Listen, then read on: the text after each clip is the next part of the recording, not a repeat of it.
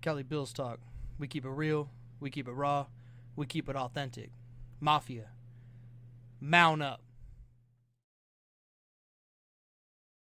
What's up, Bills Mafia? It's your boy Prime here at Cali Bills Talk, coming back at you live for another Bills Kansas City Chiefs AFC Championship game preview. I am going to be joined by my homeboy, the Jackal, here in about a minute. As soon as he jumps in, you already know I'm about to put him on because we got a lot to get down to talk about for the game that's coming up in 2 days. Something I'm super excited about, nervous about. We've been covering the Bills almost all season. It's our time to shine, baby. I'm just going to leave it right there. Silence all the doubters. Silence the haters. Shut KFC. Shut Kansas City up. Get them out of here. Ain't nobody want to see them in the Super Bowl no more. That's just is what it is, right? Saw a graphic the other day, showed the picture of the United States. Missouri was the only red. The rest was Buffalo. So I think we're all coming together. We all want to see the same thing. So, and he's here. So without further ado, I'm going to throw my partner up in here, the Jackal. What's up, dude? Oh, I'm just dying of the KFC. Got my ass. I was like, KFC, my fat ass. I was about to say, like, hey, bro, don't tell everyone. God damn. How you been, bro? Good, man. Good. Just working. Families, everybody's good, man. Everybody's good. We're all living it up. My daughter's mom gets free flights because I work for an airline, and so able to fly for free. So sent her back to see her family this weekend, and so it's a daddy-daughter heck of a weekend. Oh, that's great, man. How about you, man? Flights. That's great. Not only the the free flights and everything, but also getting that daddy-daughter time. Oh yeah, it's something that as we all know, we all got kids out there, right? So enjoy these times while they're young. I have two kids, as you know, and they're getting older on me and wiser, I guess. So, maybe. But I cherish all the time I can. I cherish all the time I can with them because like I said, it feels like just the last year or 2 years ago they were 4 or 5. Now they're 13 and 12. Next thing I know, they're going to be 20. Yeah. So. Goes by quick. My daughter just turned 2 on Thursday, and so it's still in the early stages, but this last 2 years has just flown by. It's crazy. Yeah, no, I feel it. They always say that that cliche, like, oh, it's gonna be gone before you know it, and you're like, oh yeah, whatever, dude. And then next thing you know, yeah, it goes by faster than you think. Yeah, year and some change ago, she was barely just walking or like wobbling around, and now she's running away because she doesn't want to take her damn shoes off before bed. And yep. So, we're just running into that terrible twos, but we'll survive. We'll push through, or we might have another one here soon. We'll see how it all goes. I don't know. I'm exhausted from the first one though. But right. Nope. We're all good though. Yeah, bro, it's exhausting. No, I feel it, man. Yeah, but hey, that's good that you're good. Everything's good on this end. We just were together a couple days ago, so I appreciate your time, cutting some time out of your schedule to come back. I wanted to hit the AFC Championship game preview. We've all seen, mainstream media coming out. There's always seems to be something new coming out, right? So kind of fuel to the fire, in my opinion, right? Like they're trying to stoke the coals here to piss either us or the Kansas City Chiefs off. But the one thing that I saw was from Xavier Worthy, where he's like, hey, bro, I'm coming out, I'm playing with a chip on my shoulder. They traded away and went with somebody else. They passed me up. And it's like, bro, shut up. Like, why you acting like you got drafted by the Bears? Yeah. Let's see. I think that worked out game against the Buffalo Bills. Yeah. And it's like, dude, chill out. I get it. Like, Worthy. I get it though. Like during that time, we had Khalil Shakir, who he's a dog. Like kind of the same player, small, shifty, has speed. In my opinion, I feel that Xavier Worthy, if he's not going to beat you with his speed, he's going to go down, right? You hit him or you tackle him, he's going down immediately. Khalil Shakir, sometimes it takes 3 guys to bring him down. Yeah. And he's always fighting for extra yards. Exactly. So we did Xavier not. Worthy was. I was going to say Xavier Worthy was what Hollywood Brown was supposed to be. Or who's the other guy they got? I can't think of the other Chiefs Hardman? receiver that is. McCole Hardman. Dude's fast. But that's what he was supposed to be. Was just a speedy guy that's going to get you downfield and get some balls thrown to him. He hasn't made a big impact this year. Xavier Worthy stats. Let's see. So while you look that up, I guess what I was going to say was, I understand, like, I get it, it's a big game, and he's like, yo, we got the AFC Championship game, playing with a chip on my shoulder. That's all fine and dandy, okay? Like, you're a rookie, chill out, number one. And number two, we already had Khalil Shakir. It was no shade on us to you. You just would not have fit our scheme, right? Mm. To Khalil Shakir, I guess, but we were looking for more of a big body, go up and get it type of guy, so we went and got Coleman. Right. And I would be curious to know if you have them loaded up. 1, Xavier Worthy stats so far, and 2, if we can compare it to Keon Coleman. Yeah, absolutely. We can compare it. So, I got Xavier Worthy's. Let's see. His had 59 receptions, tied 54th in the NFL. 638 receiving yards, tied 60th in the NFL. 6 touchdowns, tied 35th in the NFL. And an average of 10.8 yards per reception, 150 plus in the NFL. Keon Coleman, very similar. Let's see, 29 receptions, 556 yards, 4 touchdowns, 19.2 yards per catch, though. That's that 19.2. So they're very similar. Didn't make a huge impact, either one of them. So they're the same player, realistically. Right. But I like my chances. Shakir. I like my chances with throwing a deep ball, or a jump ball, a go get it ball to Keon Coleman over a Worthy. Yeah, no, absolutely. Let me see stats. Khalil Shakir, 76 receptions, 821 yards, 4 touchdowns, 10.8 average.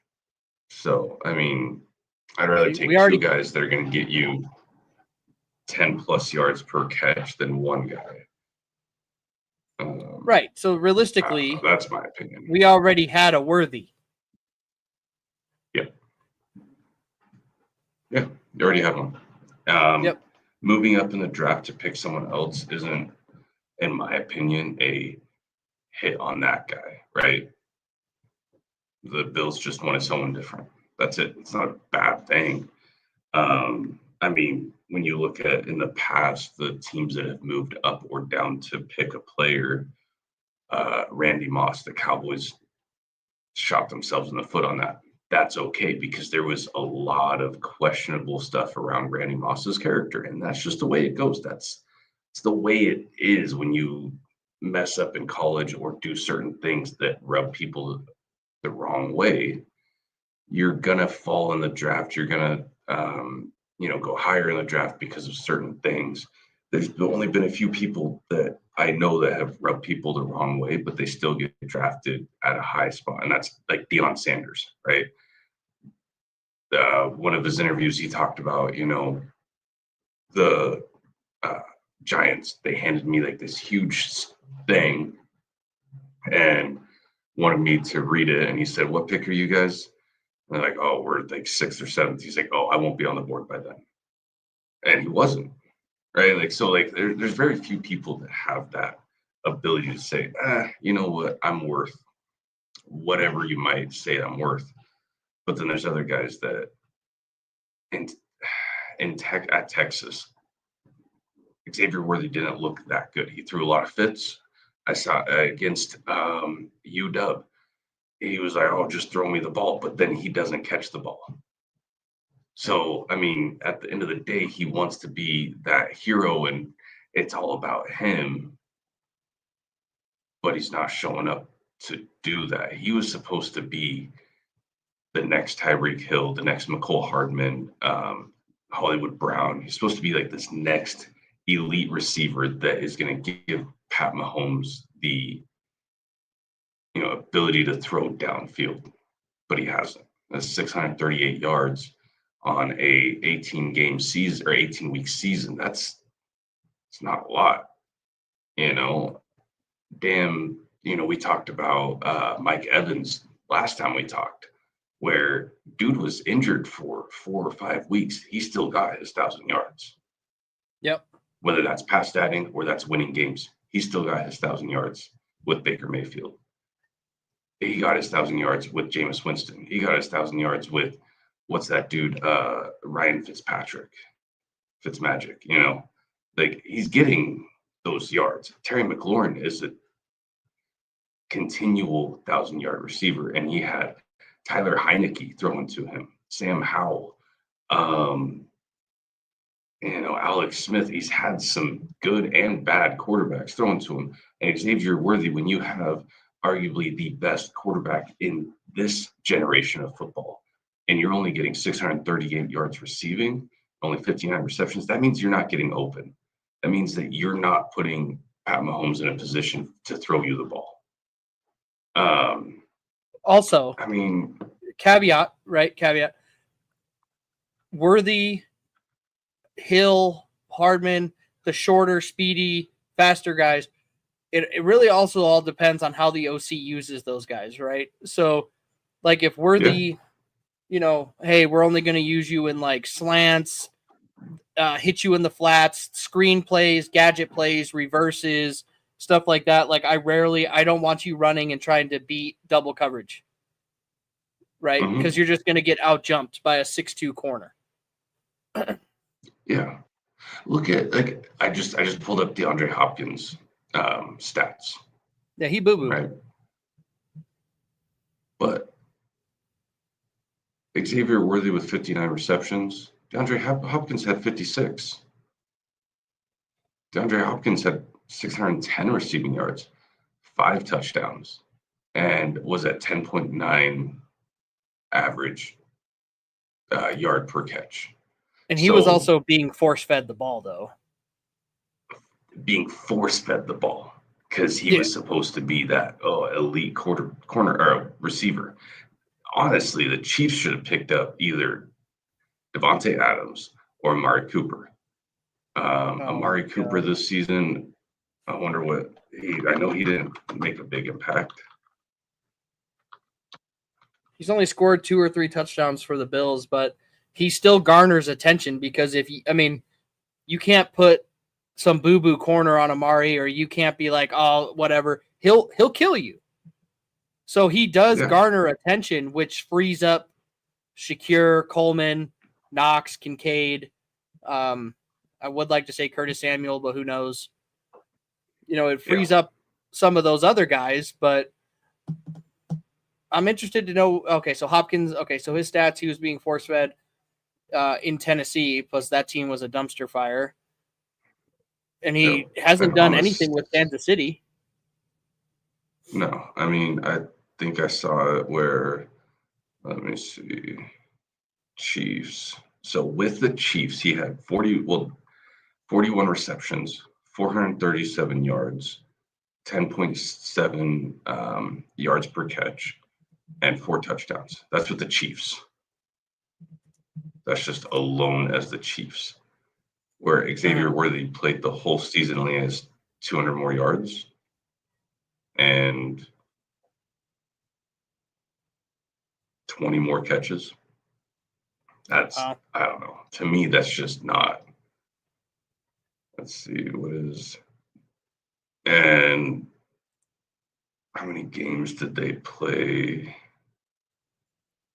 But I think we can both Amari agree that Cooper would- DeAndre Hopkins he's fallen from where he was when they were doing the fucking preseason. You know how two teams will get together and practice together? And he did a double move. DeAndre with the Hall Redskins. I remember that. Yeah. Ugh. That dude tore his That ACL, dude's I think. ankles. Yeah. Yeah, I'm pretty sure he was out for the rest of the season after that. Yeah, I mean the receivers this year aren't the greatest anyways, but when it comes down to it, the Chiefs don't have a good receiving core.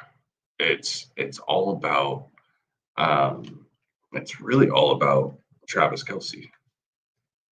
That's the main focus.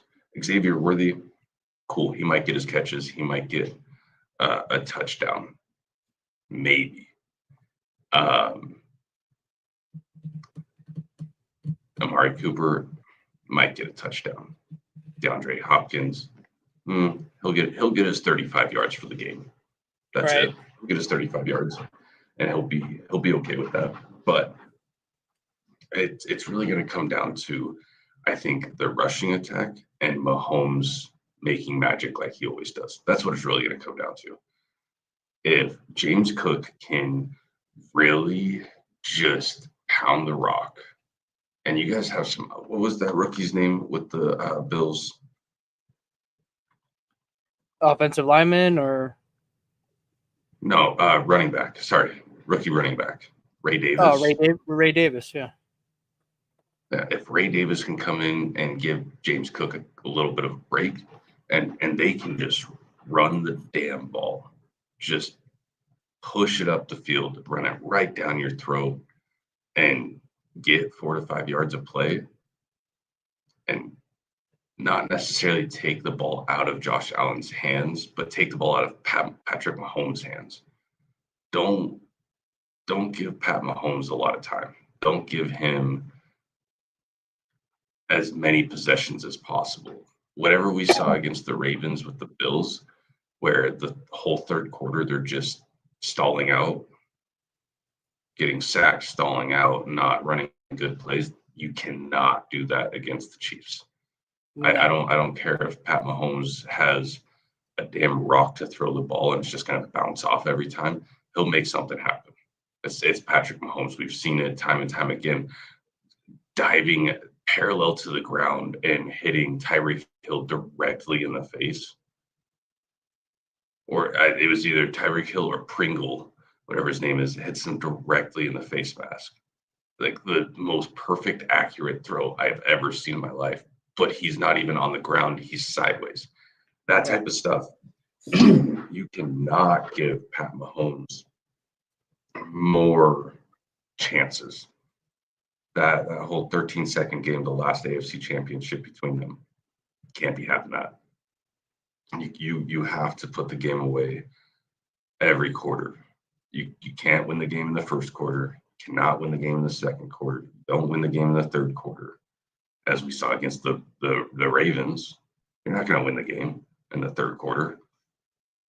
They almost left too much time on the clock for the Ravens to win.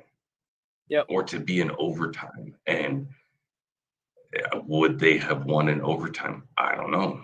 They didn't have a lot of momentum going their way. The Bills didn't at all. And so a lot of that momentum was in the Ravens' hands.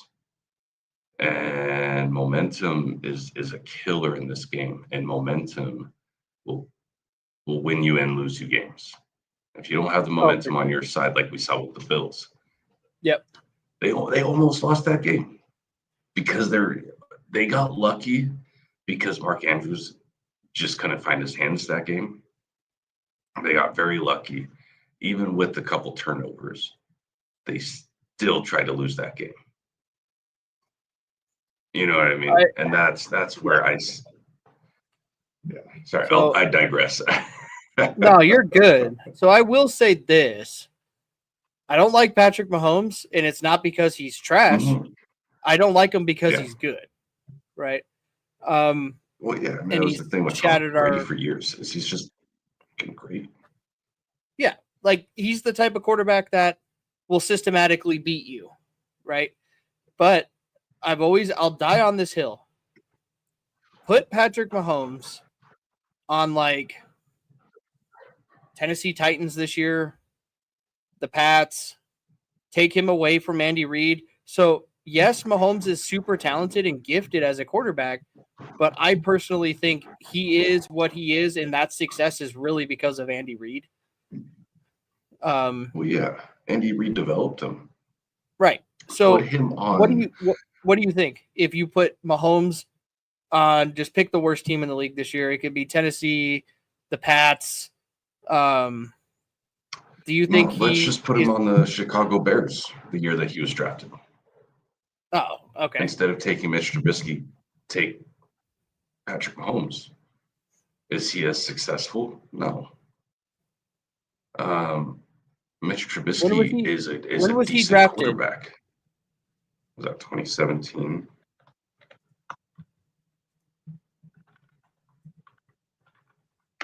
Let me see. Yeah, 2017. Okay. So that means his first season would have been 18? Or no, as a starter, it was 18, yeah. Okay, so we'll just put 2018, Chicago Bears roster? Yeah. Let's see. 2018 53-man roster. You have Mitch Trubisky. Oh, Cody Parkey. Double doink. Wide receiver Kevin White. Wide receiver Allen Robinson II. That he's good. I like Allen Robinson. They had Tariq Cohen, Joshua, Taylor Gabriel, Miller. Yeah. But no one really to write home about, right? Right. Jordan Howard for running. So really, like no one to just really write home about. Be like, Mom, I'm throwing to, Allen Robinson II. And wow, and that's phenomenal. I can't believe it. Where he had Tyreek Hill and arguably the best tight end in NFL history, in Travis Kelce. And one of the greatest regular, and I say regular season because he hadn't won a Super Bowl yet, but one of the greatest regular season coaches in NFL history, that all he had to do was just get some playoff wins, get that monkey off his back, and Andy Reid was in Canton, right? He took, I'm not a huge fan of Donovan McNabb, but he took Donovan McNabb, a broken-legged TO, to the Super Bowl against the Patriots. They ended up losing. Happens when you're playing Tom Brady in the playoffs. Right. Didn't he coach Michael Vick? He did coach Michael Vick. He did. And when he went to the Chiefs, they were continuously perennial playoff teams. But he couldn't win it. He couldn't win the games. Couldn't win a playoff game. And then came in Patrick Mahomes. They started winning. And it's the same thing. Okay, is Tom Brady because of himself, or is it because of Bill Belichick? I think a lot of it has to do with Bill, but I also think it has a lot to do with just Tom Brady and his just competitiveness and drive. Same thing with Pat Mahomes. But if he's in a different situation where the keys aren't handed to him in a game, is he going to have the same confidence? Is Tom Brady going to have the same confidence being drafted in the 6th round going to, I don't know, the Lions? Is he going to have the same confidence to go out there and play? I don't think so. I think it takes that time. It takes those certain coaches. Look at what's his face? Johnny Manziel. He brought up, he's like, oh, the defensive coordinator took me into his office and told me to get my head out of my ass. And then the head coach was like, no, he shouldn't be talking to you like that because they want to build confidence in a young player. You don't want to be like, hey, you're doing everything fucking wrong. You want to build Right. confidence in those players. And when you lose all confidence in yourself, you can't play that well. Johnny Manziel, look at, Mitch Trubisky. He's now a backup quarterback. And I think he has the caliber to be a starting quarterback. But, he's just not. And Yeah. I mean, he's our that's backup. losing confidence. Exactly. And that's one thing that I feel bad about. Was it Bryce Young? Is that his name? Down with for the Panthers. Carolina. Yep. Where they benched him in the middle of the season to say, hey, we're going to let Andy Dalton, the Red Rocket, throw some passes. And they won a couple games. But what kind of confidence does that put in your first round draft pick? That's no confidence in that young man. I agree. And that's so sad to see. But I think that Pat Mahomes is Pat Mahomes because of the confidence that his coach put in him and because of the weapons that he had around him. But having one of the best offensive-minded coaches in football definitely helps. So I agree with that, right? So when it comes to Patrick Mahomes, in my opinion, right? No, you're good. So, like, in my opinion, when you talk about, the confidence, yes, it's key, right? You need to be, feel good, play good. I get that.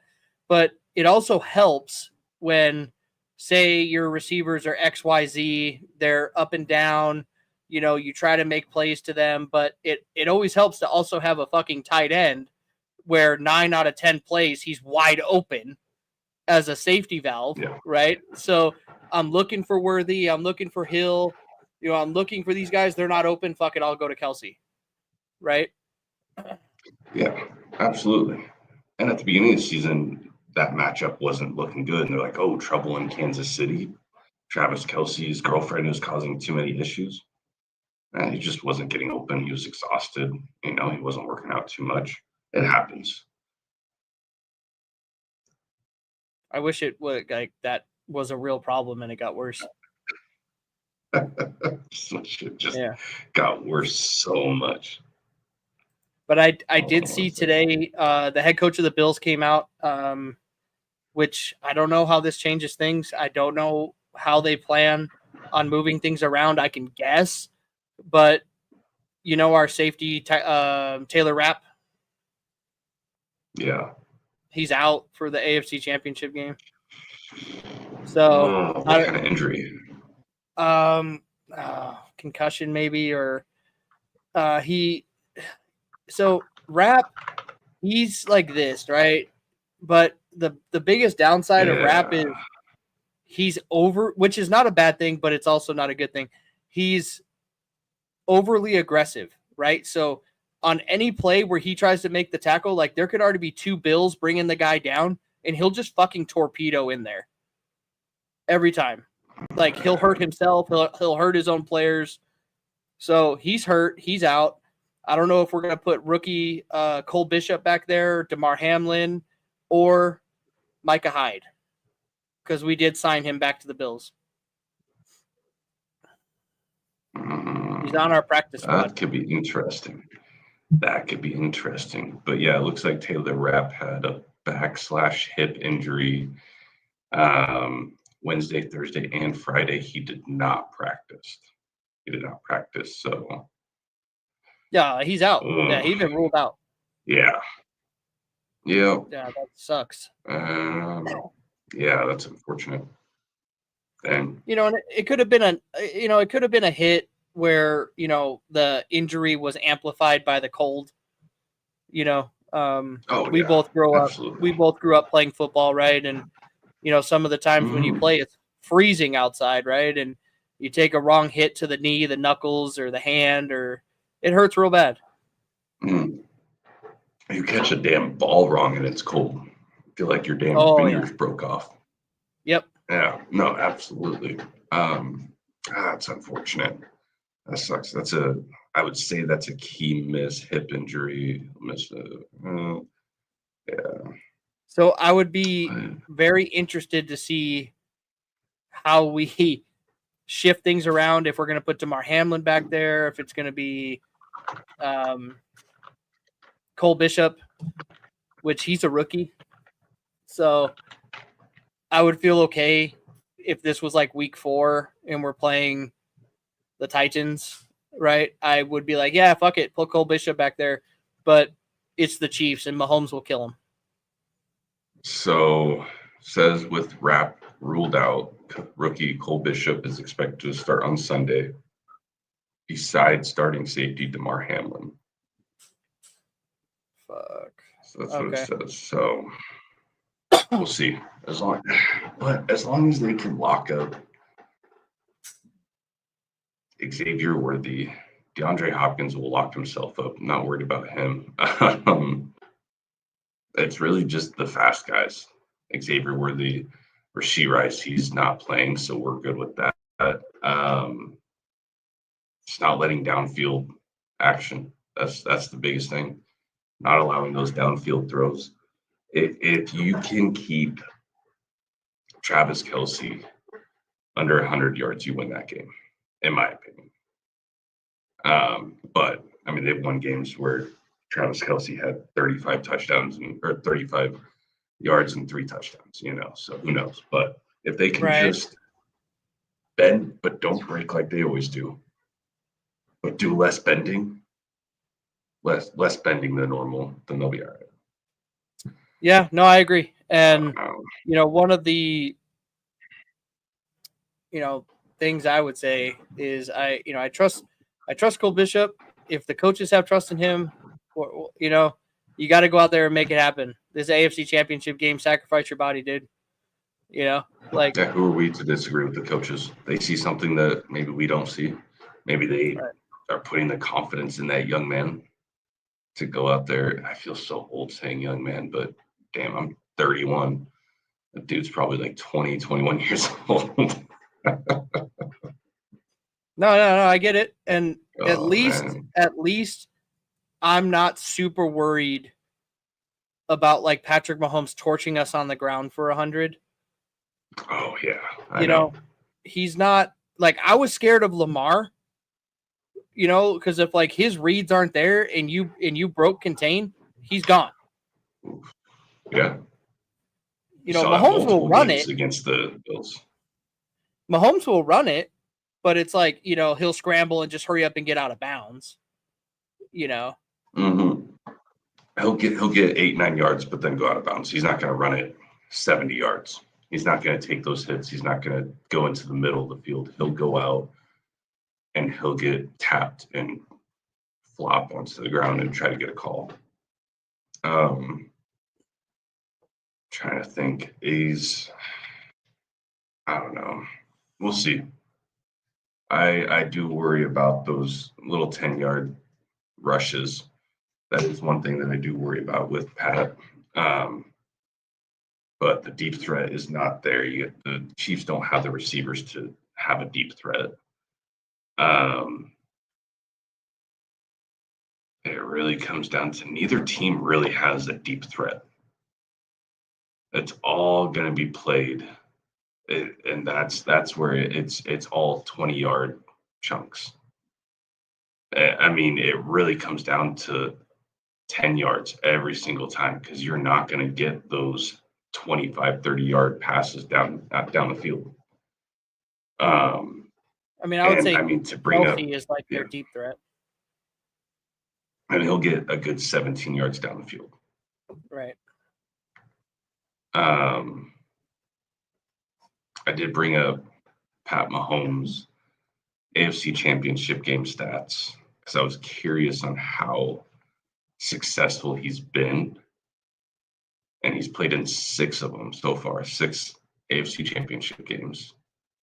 He's 4-2, losing only to the Patriots with Tom Brady and the Bengals, who lost the Super Bowl to the Rams and Matt Stafford a couple of years ago. He has a passer rating of 109.8, 1,756 passing yards, 15 touchdowns, and 2 interceptions. He does not turn the ball over in these big games.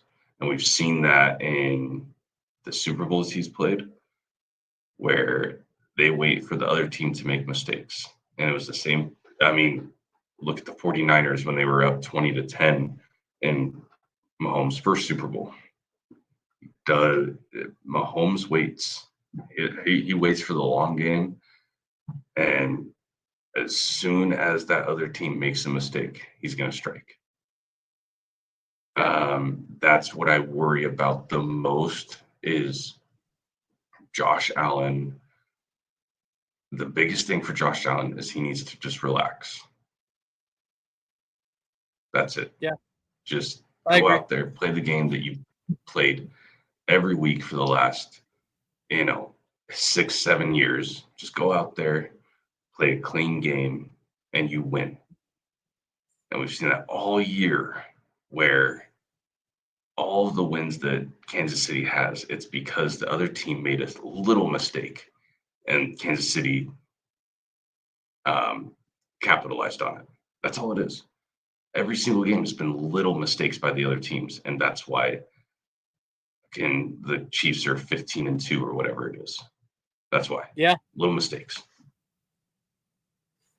I think you hit the nail on the head there, and I think it's going to be a chess match. Andy Reid versus Sean McDermott.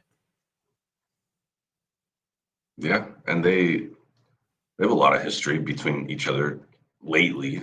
I mean, right now the biggest rivalry in football is the Bills and the Chiefs, the Ravens and the Chiefs, the Ravens and the Bills, and the Bengals and the Chiefs, right? Yeah. I feel like that's turned into a rivalry where these are out of division teams that they've played every year, feels like. And they're continuously playing every year. So you don't see the Chiefs slowing down, huh?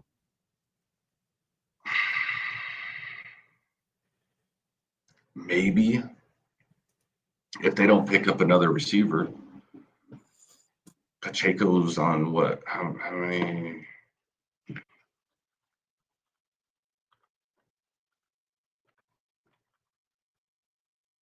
See, Isaiah Pacheco, how many seasons has he played?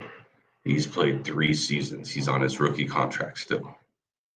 He has 1 season left, right? Cool. So are they going to be able to pay him, or are they just going to do the same exact thing that they've always done and just pick up another running back in the draft every 3 or 4 years? What happened to Clyde Edwards-Helaire? What happened to him? Yep. He was good. Yeah. He's with the Saints now. Yeah. So same exact thing, right? So Clyde Edwards-Helaire was good. I liked him. But now he's with the Saints. So it's just a continuous cycle of these running backs that they've hit on them. Cool. And then those running backs go off and do nothing for any other team, it seems like, except for Kareem Hunt. But that's a different situation. So I can go Buffalo. Yeah, we'll see. I hope so. Yeah. But why not? Go Bills. Yeah, no, I don't know. I'll let you talk a little bit. I've just been. Oh, I know, man. Yeah, no. So I super appreciate. I agree with everything you said. Okay. Yeah. I know we've kind of beat this subject to death, and I can't wait for this game. It cannot get here soon enough. I want to see the Buffalo Bills make it to a Super Bowl. Obviously, make it to a Super Bowl and win a Super Bowl, so I don't end up like my dad and my grandfather. Okay. That's all you hear from people that are 50, 60, 70 years old. They're like, man, I just want one before I die. right? And then it just passes on to their kids. And now I'm like, I just want one before I die. And I don't want to be that 50, 60-year-old dude telling my kids, like, hey, man, I hope they make it. Yeah. Oh, I know. That's as a Cowboys fan, that's where I'm at. I'm like, please, can we make it to an NFC Championship game? Can we What year please do was the last something Super Bowl more? win? 95. Yeah, so you definitely want to see one while you're in your 30s. Yeah, I was 2 years old the last time they won a damn Super Bowl. Yeah, I would like it. I'd like to see them sometime in my lifetime. Maybe not after Jerry Jones dies, but maybe after Stephen Jones dies. Stephen Jones? Yeah. Is that his son? Yeah, he's the president of operations currently. Okay. And so it's like an Al Jerry Davis Jones situation. Jr. Yeah, and then Jerry Jones Jr., he's in his 50s. So I don't know if I'm going to live long enough to see them reach a Super Bowl, to be honest with you. After thinking about it with the generations of like Jerry Jones Jr., Stephen Jones, all these Cowboys won't win a Super Bowl. I mean, you're not wrong. Not anytime soon. But they will knows, eventually win one. Maybe after I die. Maybe when we finally get a coach that keeps his balls in his own pocket instead of puts them in Jerry Jones' purse. Maybe then we'll win, but we'll just continue to have the most skillful roster in the NFL and not do anything with it. We'll just keep on doing that. That sounds like the right way to go about things, I guess. So, perfect opportunity to segue here. Breaking news, probably less than 45 minutes old. The Dallas Cowboys finally decide who their next head coach is going to be. And I want to know your thoughts on what you think about who they decided to pick. Is it butt cheeks? Is he a good candidate? Is he a solid dude because he's the son of Martin Schottenheimer? I just want to know what you're feeling about it. Keep it real. I don't think he's the right guy for the job, but I also think that he's exactly what Jerry Jones wants as a coach. This dude has never been more than an offensive coordinator for any team he's ever coached for. And before he was an offensive coordinator for the Cowboys this last year, he was coaching analyst. I wouldn't put that on my Wikipedia page. Right. What incriminating evidence do you have to get promoted that high? Exactly. Like, why are you getting promoted? I don't get it. Why couldn't we have? Honestly, I would have been okay with Robert Saleh. Honestly, from the Jets, I would have been okay with him. He had a bad, in my opinion, Saleh got. He had a bad rap in New York, in my opinion. I mean, it's like I don't like the Jets, obviously, but Aaron Rodgers coached that team. Bro. I thought he was a good coach. Yeah, I thought Robert was a good coach. I really did. I didn't think he did anything wrong. He was given a player that's already in his habits, right? You already have a guy that thinks he's Tom Brady. And look, I like Aaron Rodgers. I think he's a good player. I think he's a good football player. I think he's overstaying his welcome in the NFL. And I think he's just trying to be something different to, narcissism and all that stuff. Yeah, I agree. But going to the Jets was supposed to be another Tom Brady situation. You go to a bad team that's just missing a quarterback. And you have Garrett Wilson, who is the next best receiver in the NFL. And Breece Hall, another solid running back. but you can't do anything with it. And then, hey, we'll give you Devontae Adams. We'll give you Devontae Adams. We'll throw some picks away. We'll get you your guy. Hey, you know what? We'll get Randall Cobb. We'll do whatever you want, right? We'll get the gang back together and we'll do this. And then he doesn't perform. And who shits the bed? Robert Saleh. Robert Saleh gets, shot in the foot, and they say it's your fault, bud. Even though he's a great coach, he's a young guy, he's a younger coach, has a lot of energy, a lot of momentum going his way. I think he got the shit into the stick and with the Jets personally, and I feel bad for him. I'd like to see him get another coaching job.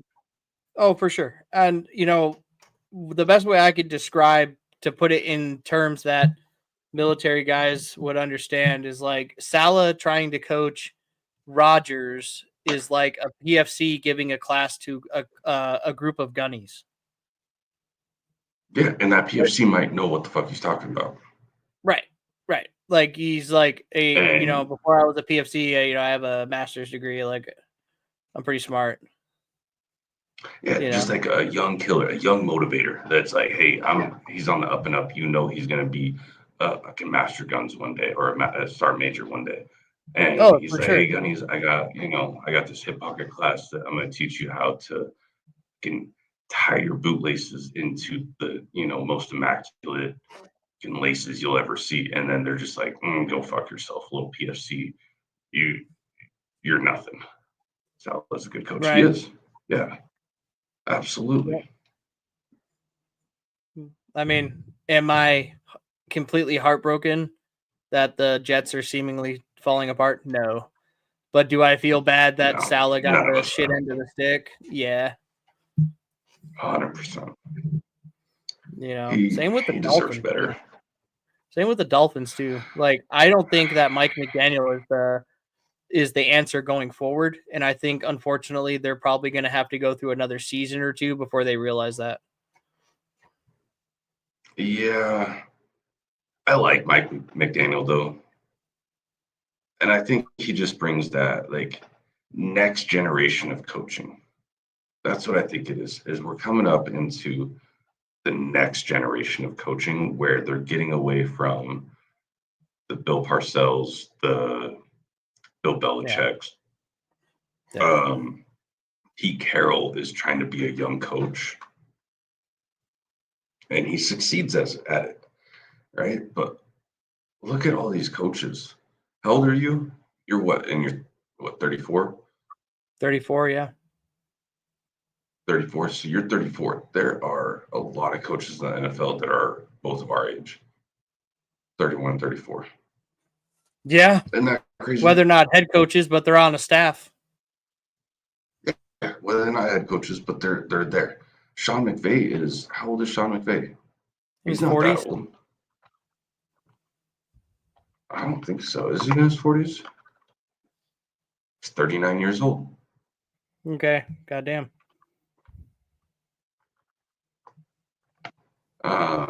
Mike McDaniel's 41. Who's the youngest coach? NFL. Youngest coach, Mike McDonald, Seattle Seahawks head coach, 37 years old. Ben Johnson, Chicago Bears head coach, 38 years old. Sean McVay, 39. Kevin O'Connell, 39. Shane Steichen, Indianapolis Colts, 39 years old. Cowboys record next year. How much time do you got? Yeah, I'll let Prime over here talk real quick. I'm gonna look up what their schedule is for next year. Yeah, no, you're good. Bills killer. If you're asking me, I don't know, nor do I care. I don't hate the Cowboys.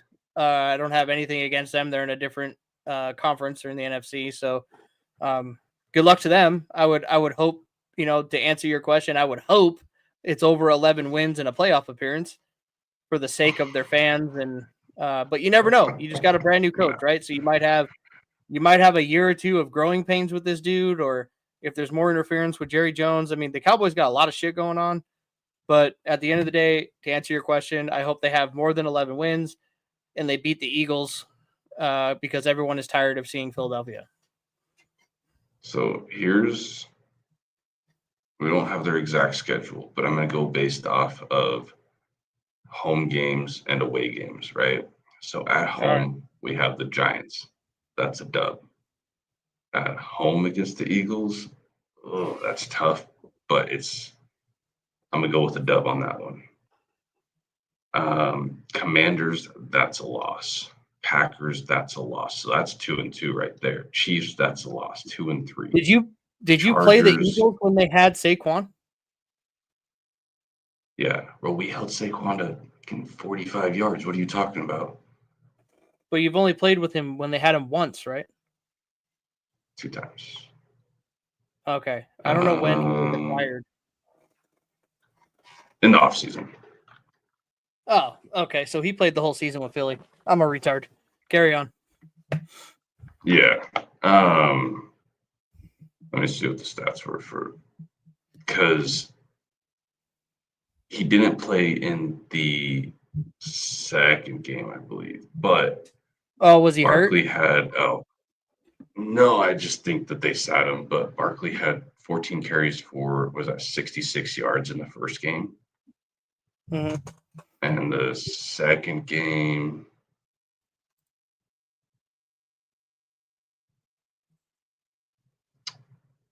Let's see. Second game was 31 carries for 167 yards. So yeah, we got worked on that one. But yeah, he did cook us. Let's see. So the Giants, Eagles, Commanders, Packers, I'm going 2-2 right there. And then we have the Chiefs at home. 2-3. Against the Chargers. Oh, that's a dub. That's a win. That's not a dub, bro. I'm gonna let you know right now that is not a dub. The Chargers. With your defense. That one could go either way. I'm gonna go 3-3. Vikings. Oh, wow. Depends who's starting. I'm gonna go 4-3. Cardinals 5-3.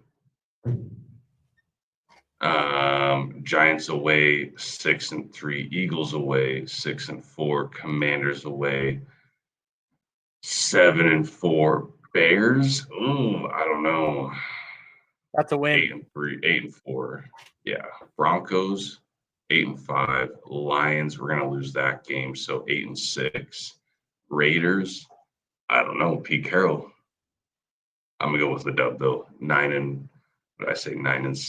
Jets, that's gonna be a dub. 10-6. And Panthers, we're gonna lose that game, so it's gonna be 11-7. That doesn't sound right. 11-6. I don't know. 10-6. 10-7. Something like that. So you think you're going to lose to the Panthers? Yes. 100%. Okay. At least you keep it real. Bro, we almost lost to the Panthers this year. Yeah, but you don't have Dak Prescott. God damn it. I'm pretty sure we did have Dak Prescott. I thought he went down early. No, it went down late in the season.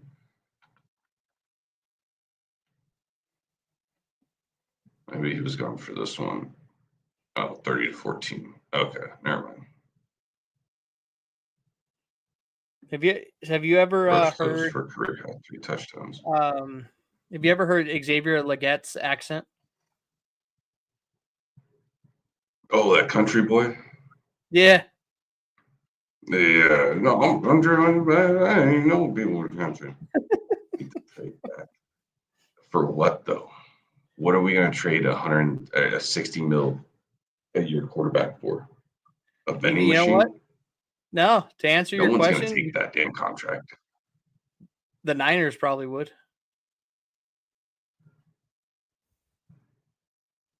No. Yeah.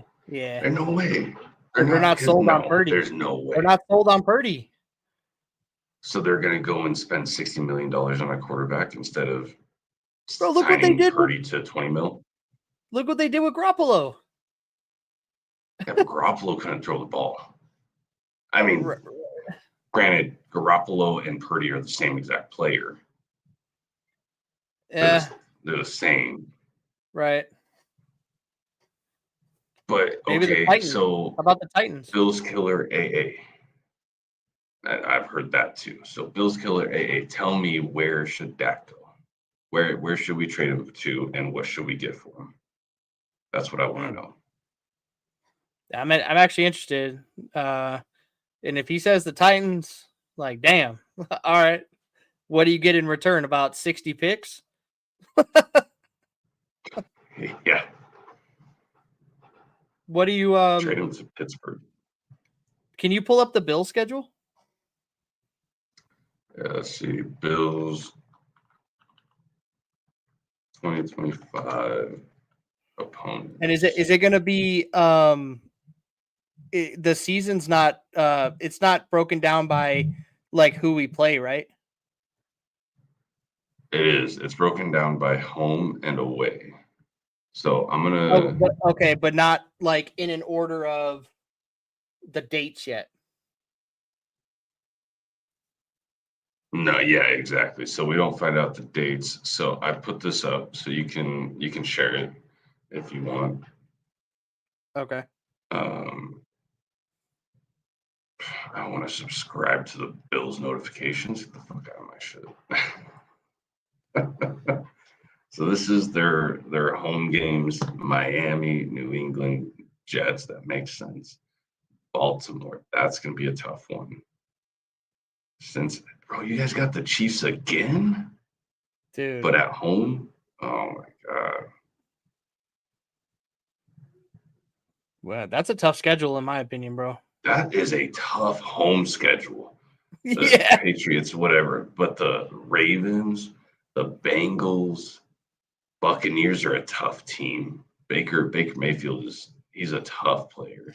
Yeah. And you got the Eagles, they're always a tough team. But then you got the Chiefs. Oh my gosh. And then away games, Miami, New England Jets. Pittsburgh is a tough team at home. That's probably going to be a Sunday night game in November. Yeah. Falcons. You guys are going to go almost undefeated on the road. But Texans, you guys played in Houston, San Francisco, the Giants. Mm-hmm. So looking at that schedule, I probably see the same record that we had this year, 13-4, or maybe 14-3. Yeah. We're gonna sweep the division again. Oh, easily. Now that we're gonna have cap freed up and we can actually do some shit, plus the draft, we're gonna be fine. Oh yeah, absolutely. All right, I'm gonna stop sharing my screen. Yeah. Yeah, I don't want everyone to see my X videos up on there. Yeah, you're good. San Francisco or the New York Giants. Okay, so what do we get in return though? We're gonna send Dak Prescott over to the Giants. Let's say we send him over to the Giants. The only thing that I want from the Giants is Malik Neighbors. We're not going to get that. They're not going to give Malik Neighbors. No, you're gonna get a fucking first round in like maybe 2 seconds and a third, and no players. That's it. Can we talk for 1 second about Dable's Ozempic body? I need a picture. I need a picture. All right. I need a picture.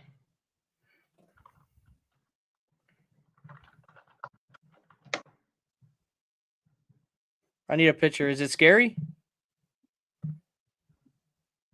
Bro, this is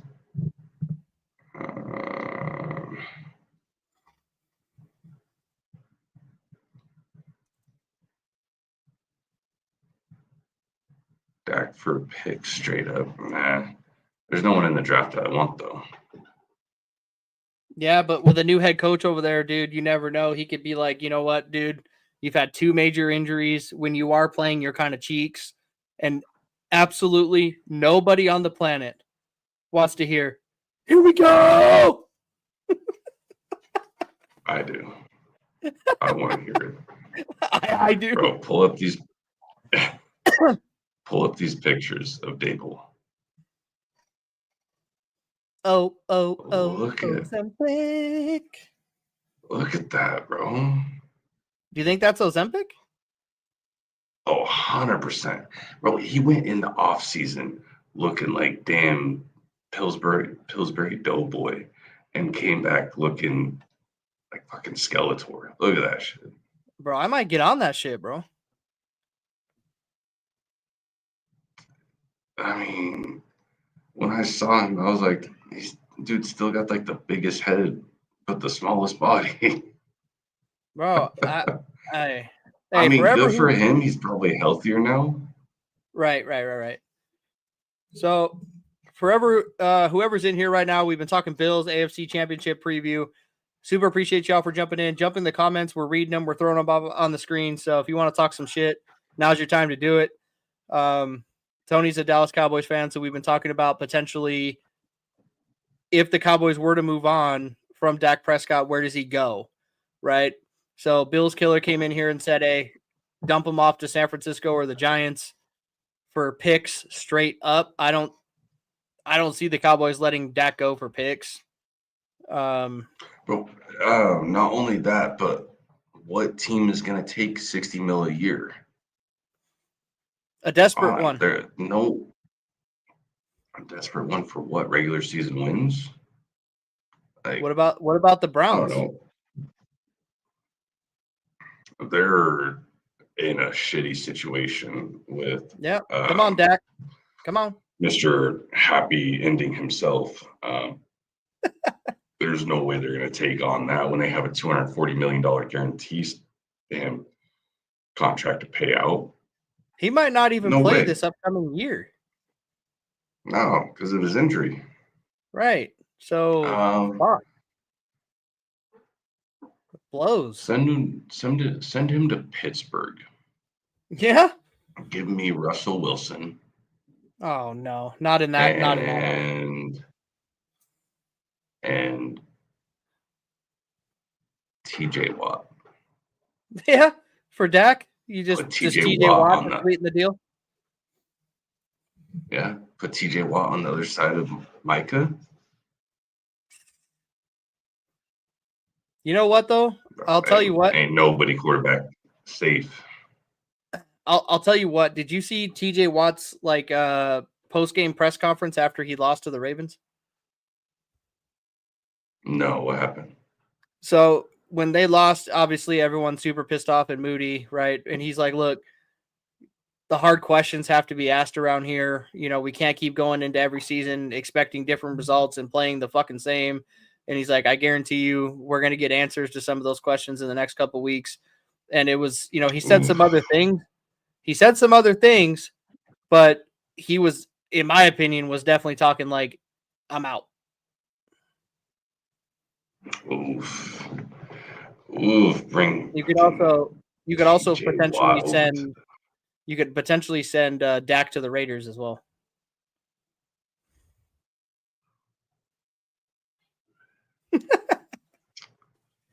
Who's their stud defensive end? The fucking scary white dude with all the tats. Yeah, what's his name? Yeah, I'm drawing a blank. Damn, that's pissing me off.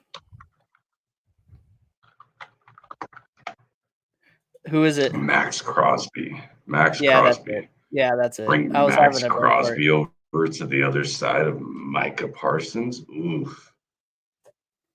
Yeah. Damn, man.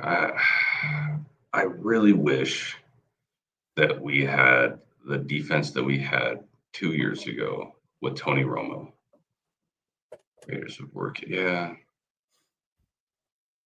But the question is, if you unload Dak and he leaves, are you drafting a QB or are you happy with your I'm not trusting Cooper Rush. No. Cooper Don't you have Rush? Trey Lance? What about Trey No, Lance? Okay. All right. That's fair. not even gonna comment on that.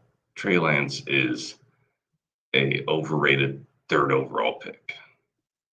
He never really got a shot in San Francisco. Yes, he did. He broke his ankle. Yeah.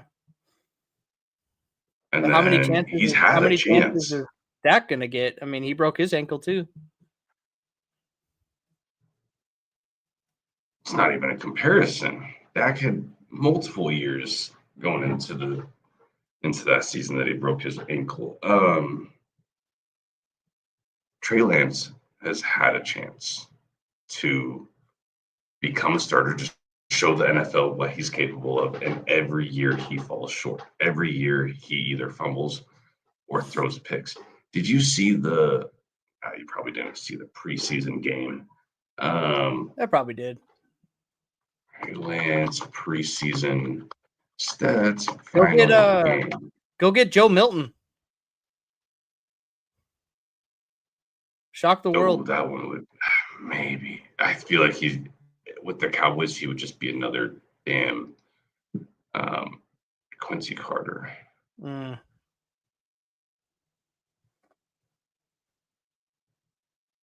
A couple other So, teams to consider. I mean, in Matthew Stafford only has a couple more years, man.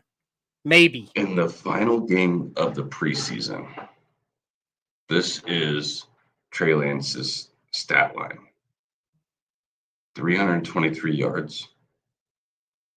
Not bad, right? 1 touchdown.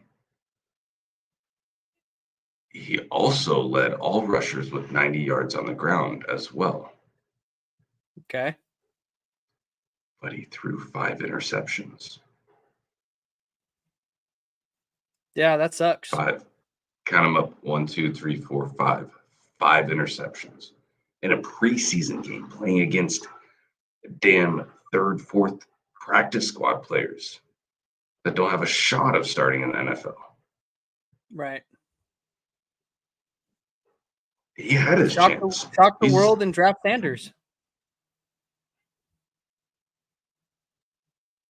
Okay, yeah.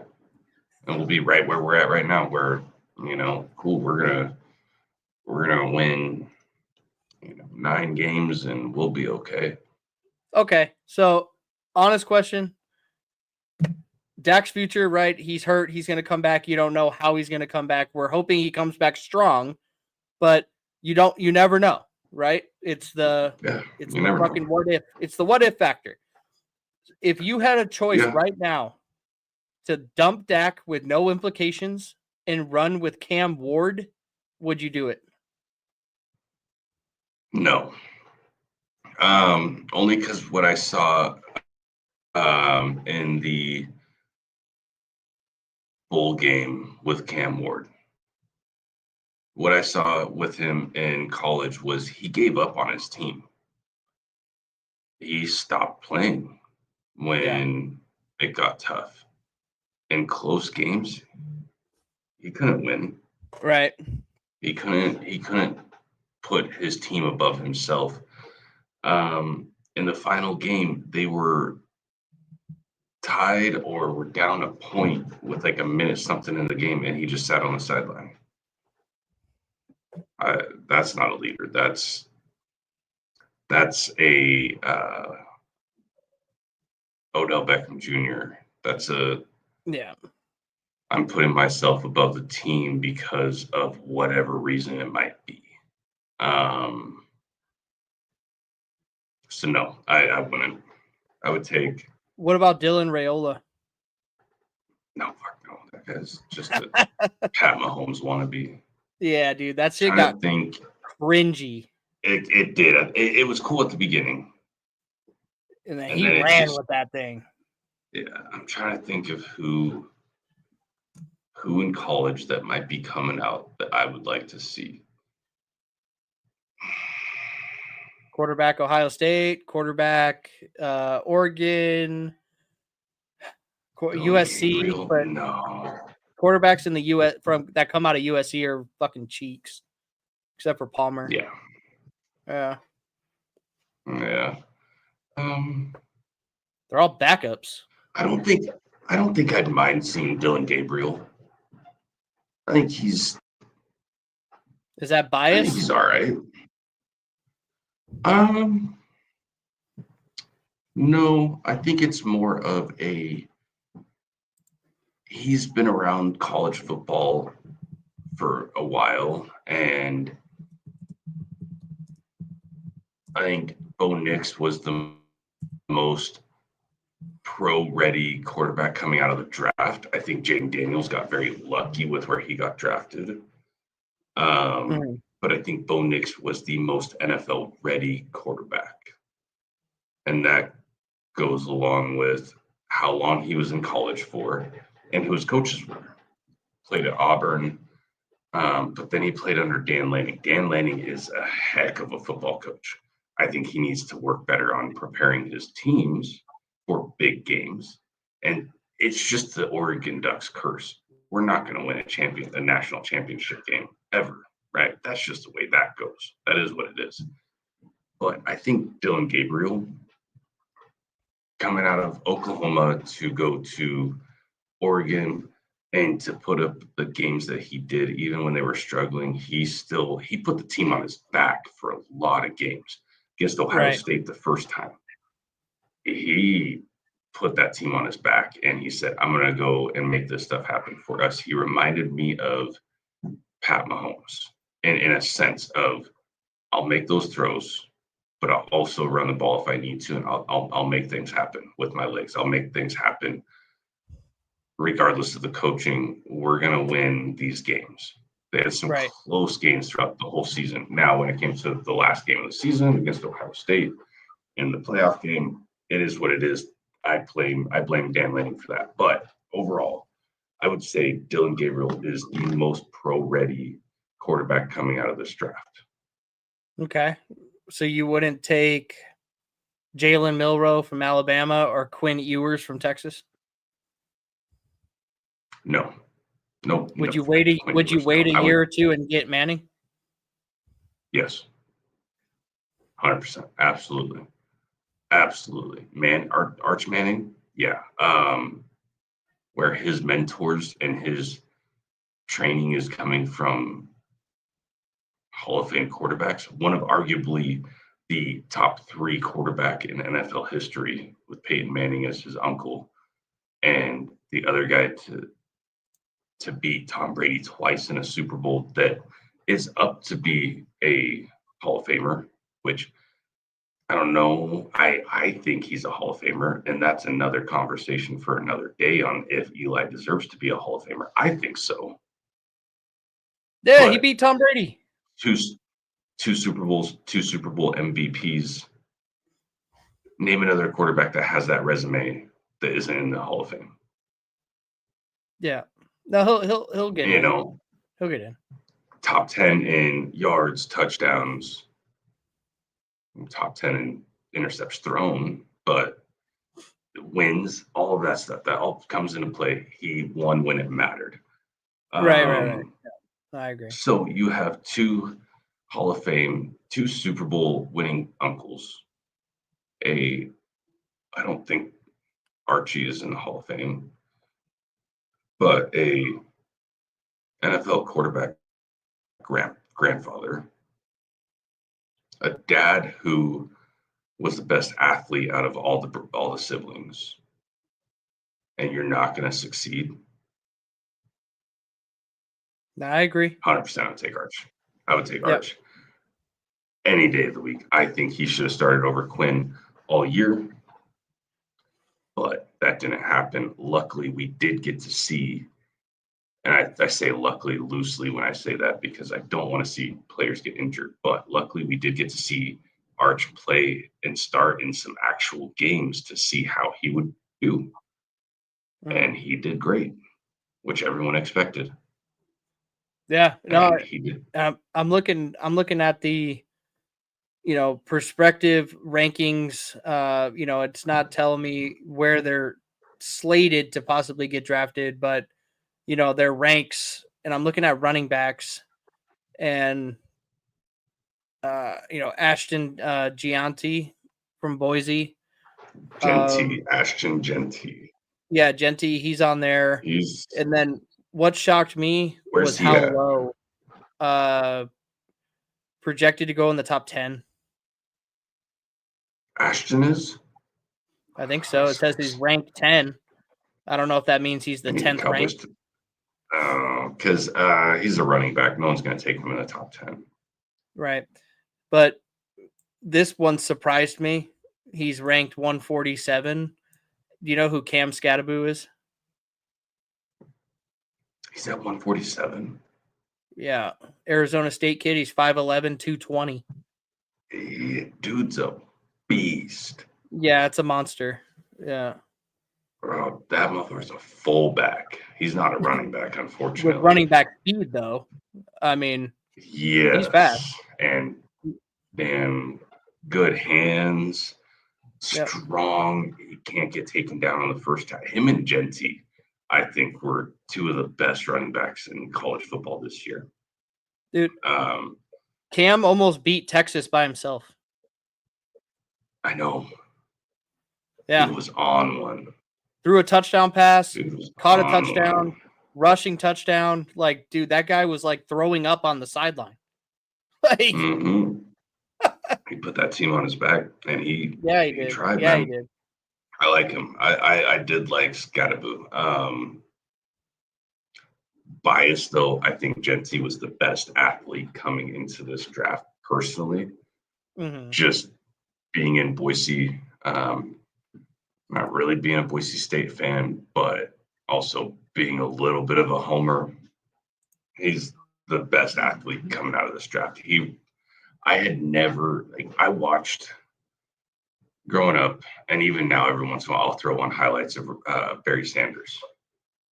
Yeah. I've never seen someone bounce off 3 or 4 tackles and go 70 yards to the house. I saw Ashton Genty do it. Never seen anyone else do it. I mean, I watched some of the best, in my opinion, some of the best running backs in college football history. Melvin Gordon was like 30 yards away from tying Barry Sanders' record, and didn't really think that he was anything special. Derrick Henry was a good college running back. What was that one guy that was a absolute bust out of Bama? Can't think of his name. I think it starts with an R. You know who I'm talking about? The guy that had that played for the Browns. A white dude? No, black. Damn. Let me see. I don't know if I can say that. But he did. They also have Tyler Warren. I know you're looking something up, but they also have Tyler Warren. He's the tight end for Penn State. Dude, this guy is a fucking unit, dude. He's 6'6". That dude's a beast. 6'6", 260. Yeah. 6'6", 260. Jesus. He reminds me of like a faster Jason Witten. Yeah. Trent Richardson is who I was thinking. Oh, bust. Played in Bama. But Trent Richardson was one of the better running backs in college football history. LaMichael James. I loved LaMichael James. But Ashton Genty has the biggest biceps I've seen ever on like a small human like that. Mm-hmm. And that, like, no homo, but I've never seen biceps that big. Dude's biceps are huge. Dude's a beast. Part of me just wants to throw up fucking Ashton Genty highlights just so we can watch how much of a beast this dude is. Were you ever you could throw up if you want. We're gonna get a copyright hit, but that's all right. We might not. This one is sick edits. Okay. Were you ever a fan of, and you probably don't know who this is, I don't know, but were you ever a fan of the running back out of Oregon, Ken John Barner? Barner, that sounds familiar. Yeah, he played at Oregon. His name is Ken John Barner. He was a running back for y'all. I think he played at the same time as LaMichael James or LaMichael Anthony or Michael James, yeah. In 2012. Oh, 198 yards and 28 attempts. Victory at Oregon State. Carried the ball 21. Yeah. Bro. I never really cared about him because Michael James was it. But yeah, what about him? Oh no, I played against him in high school twice a year. Oh shit. Yep. He played at high school down in Riverside called Notre Dame. Oh damn. That's cool. Yeah, he's a beast. Ashton Jackson. We're gonna throw up these little fucking highlights real quick. This dude's something else. Look at that. Ugh. Put him on his back. Talk to him.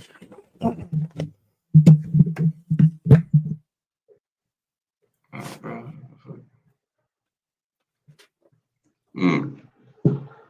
Ashton Jensen, bro. This dude is gonna be something else in the NFL. I ain't never ever seen someone bounce off tackles like this. 1, 2, 3, 4, 5. 5 people trying to tackle this man. 5. Here, you gotta watch this.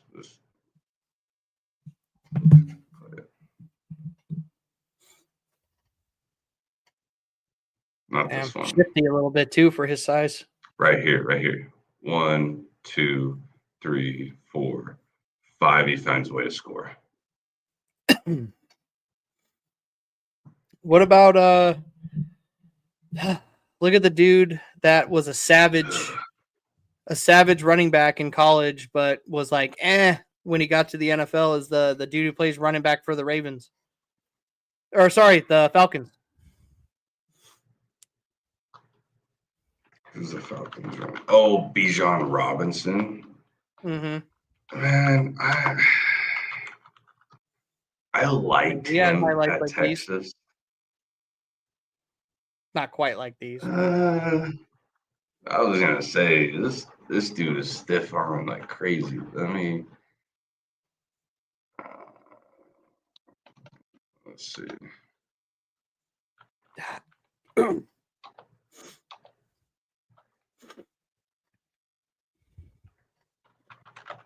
They just try to arm tackle him. It's not going to work.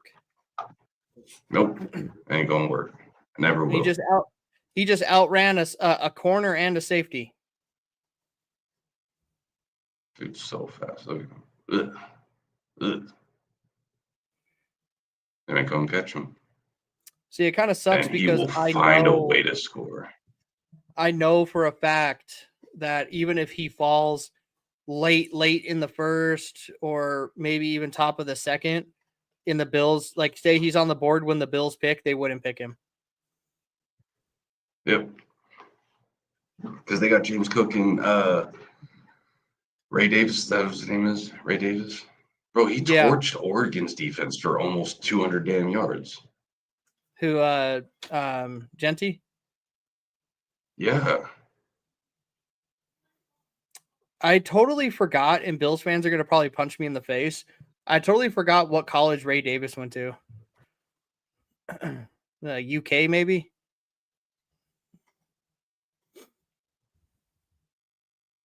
Oh, Ray Davis to Kentucky. Did he play in Kentucky? Let me see. I was going to look that up. Was he? I totally forgot, but I just know that, dude, he's solid, man. When he comes in, he makes the best of his opportunity. Yeah, he was at Temple, Vanderbilt, in Kentucky. Okay. And we also born in 1999. Ugh, Jesus Christ. 26 years old? Damn, there's almost 26 years old. A lot of people don't know we also have Frank Gore's son, too. Frank Gore Jr. Y'all have Frank Gore Jr.? Yeah, he's on our practice squad. I'm a firm believer that dude is just Frank Gore He just put Junior on there so he could still play in the NFL. That's my thoughts. Yeah. He's on our practice squad. I'm just saying. Ugh. And then he gets a little. I don't know how he gets that more speed after that damn stiff arm. Bro, they just can't look. All those people trying to tackle him. One, two, the helmet 3, hit right there. 4, 5. It reminds me of like a mix of Barry Sanders and Marshawn Lynch. Yeah. Because he'll take those hits, but he also shifty. Oh, that's the one I'm talking about right there. Who won the Heisman this year? Who? Travis Hunter. But not this one.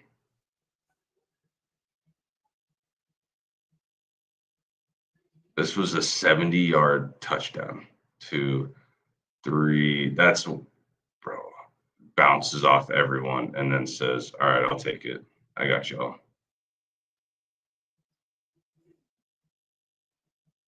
Yeah, he's fast, man. Bro. Beast. Yeah, he's good as hell. Yeah, he's good as hell. I mean, if we didn't have James Cook and we were in the, he's still on the board when we're up, I would absolutely take him. Yeah. But he'll probably go to some team that's fucking cheeks. Honestly, so he's from Frisco, Texas. Well, he's from Italy. He was born in Italy because his dad was in the military. But he lived in Frisco, Texas. That's where he went to high school, which is right outside Dallas. And he said, "I'm trying to be a hometown hero." I said, "Please come to Dallas. As long as we don't destroy his career like we did with Zeke's, then I'm all about it." I could see him going to Dallas for sure, but when guys like this that, man, I just have a feeling he's going to go to like the Chiefs when like they don't need anybody and they're like, yeah, we'll take Gentry. Yeah, we'll take Gentry because Isaiah Pacheco's on his last year of his rookie contract. Can't ward a dog. A little late there, Bills killer.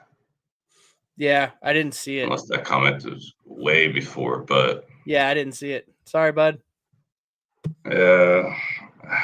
We're talking about Gentry now, and he's a beast. Yeah, we're on to bigger things. Ashton Gentry. Remember that name.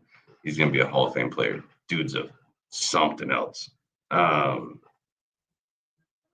If you want to give me like, I don't know, 2 minutes, and I'll be right back. Yeah, sounds good, man. Okay, not even 2 minutes. I'm gonna be right back real quick, super quick. Yep. So he's gonna jump off here for a minute. So just to recap real quick, what we've already talked about, we've dove into the Bills Chiefs and probably have beat that to death by now. But we talked about. Let me get this right. There we go. Talked Bills Chiefs AFC Championship game on Sunday. Honestly, we've dove into it. We looked at stats. We looked at Mahomes, having a 4-2 record in the AFC Championship game. We talked a little bit about what the Bills need to do to beat the Chiefs, become the world heroes. And honestly, none of us want to see another Kansas City Super Bowl, especially against Philadelphia, because that's just a rerun at this point, right? And we talked about this in the last show. Do we really want to see Jalen Hurts come out and throw for 100 yards?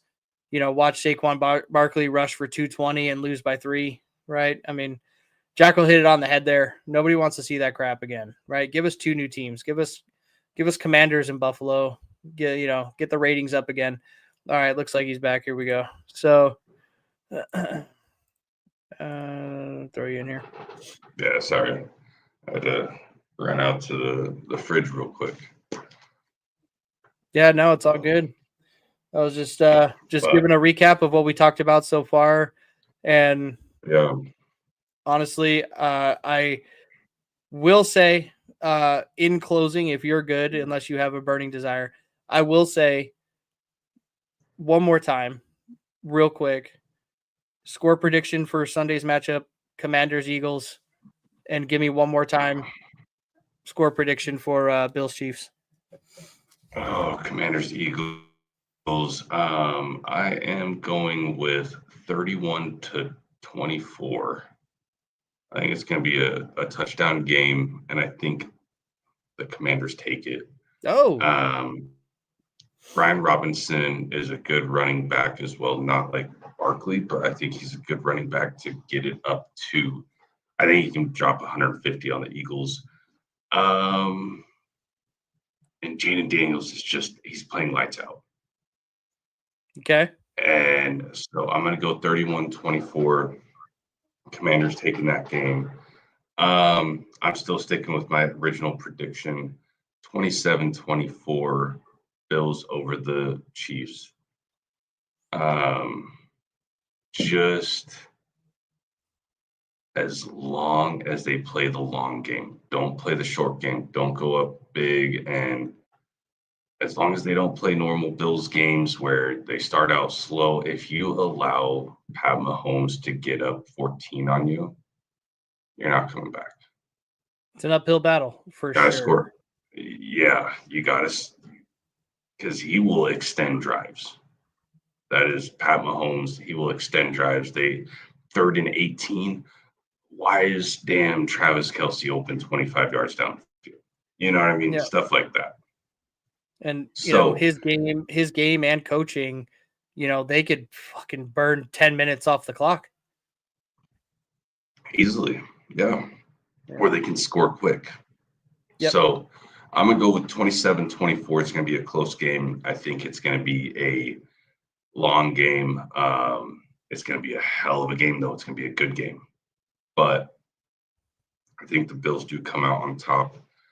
And so my prediction is the Commanders and the Bills in the Super Bowl. And once we get to Monday or Sunday after the game, we'll do a recap as well.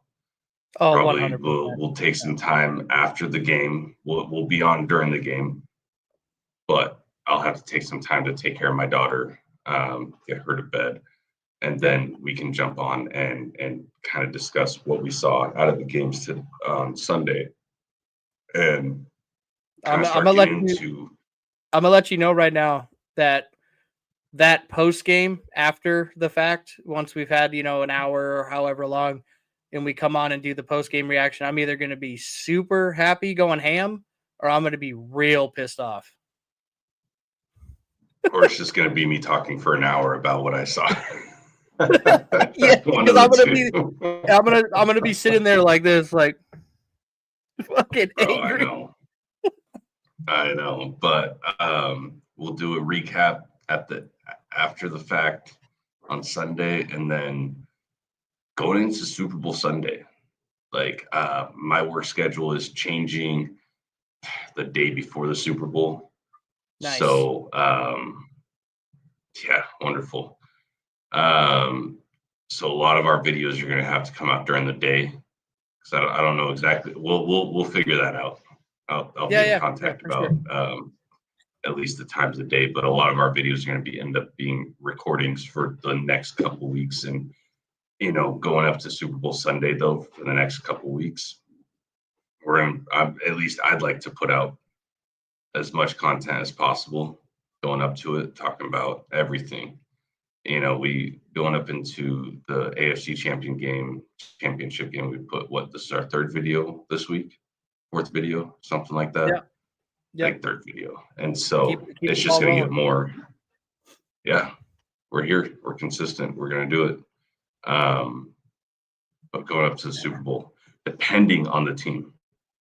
If it's the Chiefs and the Eagles, I'm not going to do any content on it. Fuck them. I'm not. No, I'm just kidding. Hell no. I hate the Eagles. I don't hate the Commanders as much, but no, we'll still put out content.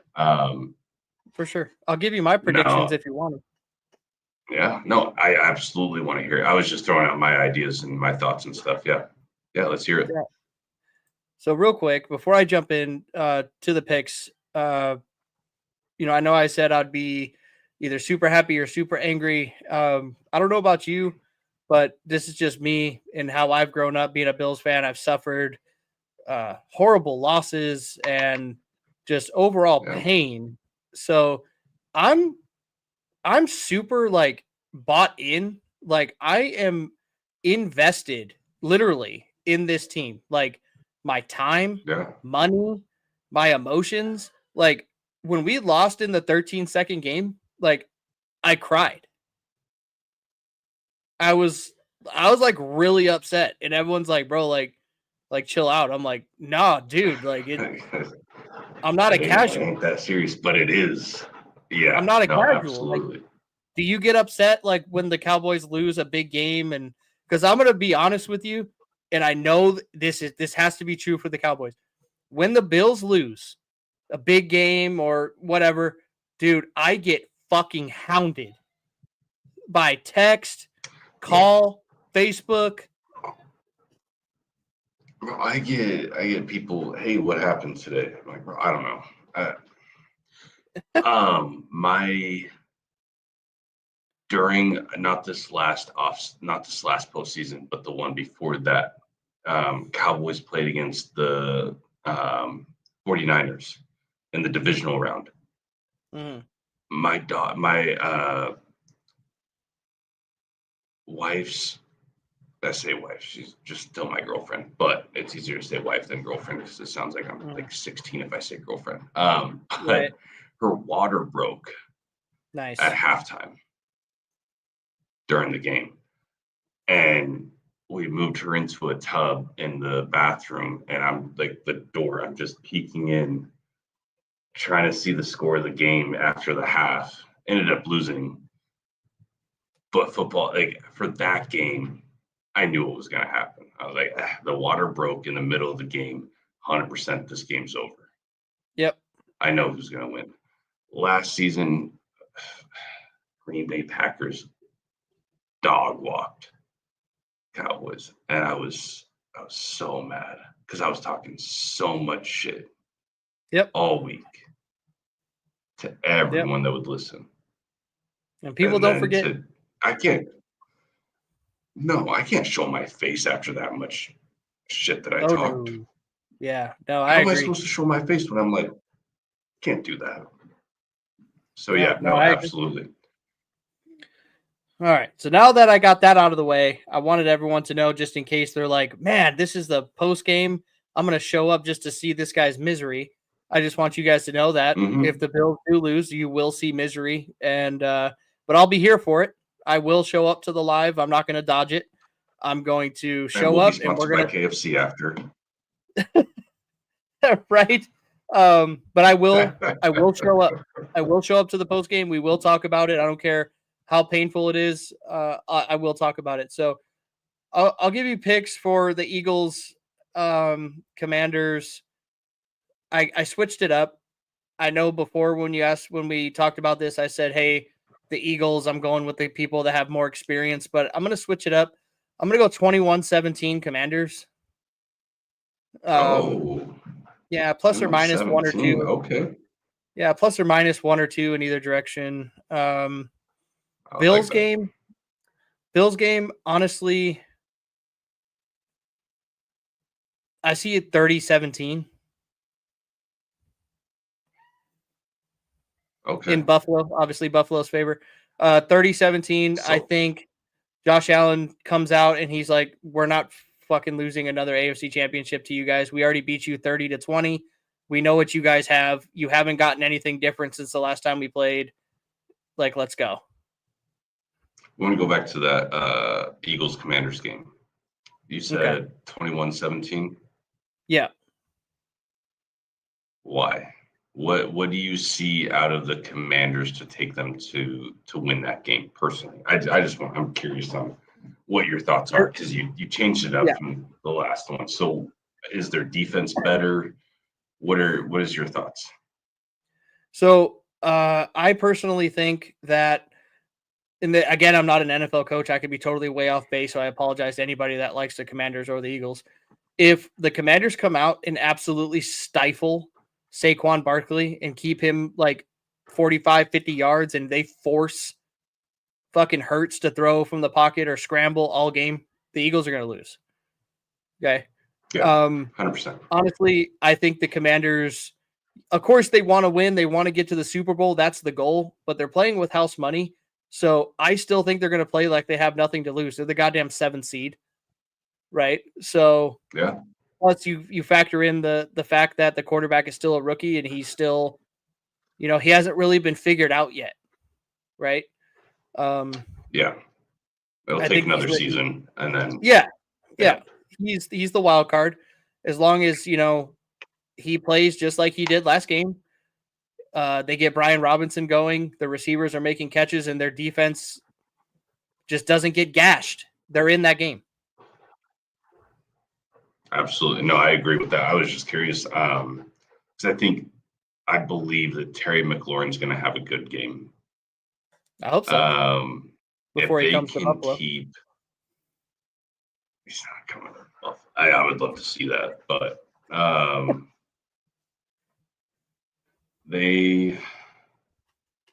as long as they can keep AJ Brown and Devontae Smith locked up, don't let anything over the top because Devontae Smith will kill you over the top. Yep. As long as they do that and just keep the game in front of them, they'll be okay. Yeah. They'll be all right. Yeah. And I have a lot of faith in them to win the game. And if I had someone to put money on it, I would absolutely put money on the Commanders. 90% of this playoff has not gone my way, except for the Bills winning the last game. It's the only one that went my way. The Lions lost. The Rams lost. This is it. These are my last 2 games that I needed to go my way. So I'm I open agree. for it. I agree. I do agree with the Bills and Kansas City game personally. I think that the Bills do have the team to beat them. The only thing is in the postseason, the Bills are 0-3. Or sorry, Josh Allen is 0-3 against Patrick Mahomes in the postseason when it matters. Yep. Look at, Tom Brady against any other team in the NFL when it comes to the postseason. When I'll take it to, and thought process is Tom Brady when he went to the Buccaneers, right? Makes it to the playoffs his first year. Plays, I believe it was the Saints. And everyone said, there's no way. I was in Vegas during the whole playoffs. I bet on Tom Brady every single game for that month stretch. I said, this is playoff Tom Brady. You cannot bet against him. And he beat the Saints. Then he goes to, they go into Green Bay. And everyone's like, oh, no, Aaron Rodgers in Green Bay is going to beat him. Not so fast, right? And he beat them. I don't know if I think that was the NFC Championship game, but every game, it was the Commanders or Washington football team at the time, Saints, then Green Bay in the NFC Championship game. Then he went to the Super Bowl. I put $200 on the Tampa Bay Buccaneers to win that game. So I said, there's no way that Tom Brady is going to lose the game. And I won some money. I won a little bit of money. There you go. Because you can't bet against him. And that's the thing with Patrick Mahomes is you just can't bet against him with his experience. Yep. But like I said, I think this team is the team to beat Patrick Mahomes in the playoffs, personally. I agree. Just the rambling Sorry, I'm just rambling at this point, just because I'm. No, you're good. No, I agree. No, you're good, and I agree. And I did see something weird. Did you see that it could have been a joke or whatnot, but they said something about like bringing back the Redskins name and logo. I did see that. So they Bring it back. after the new owners came out, they said, "Hey, we're going to look into that." And then a petition started, and they said that's kind of like the last thing we're worried about right now. And I'm like, that's fair. Let's win a Super Bowl first. But I would also love to see the name back. Yeah, bring back the Cleveland Indians. Let's bring back some of these teams, bud. Yep. Sick of all these teams losing their names because 7% of the population is offended. Actually, I think when it comes to like I don't know about the other ones, but I could have swore I saw something about when it came to like the Washington Redskins. I don't even think the tribe or those people had a problem with it. I think they were like, it's an honor. Yeah. Oh my gosh. Let me get my mouse because it is one of their chiefs. The picture in the Redskins logo. Yeah. Yes. His name was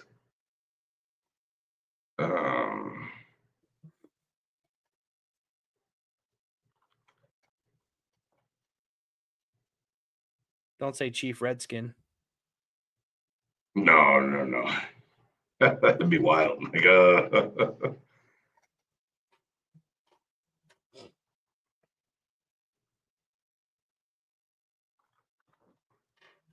Chief Whitecalf.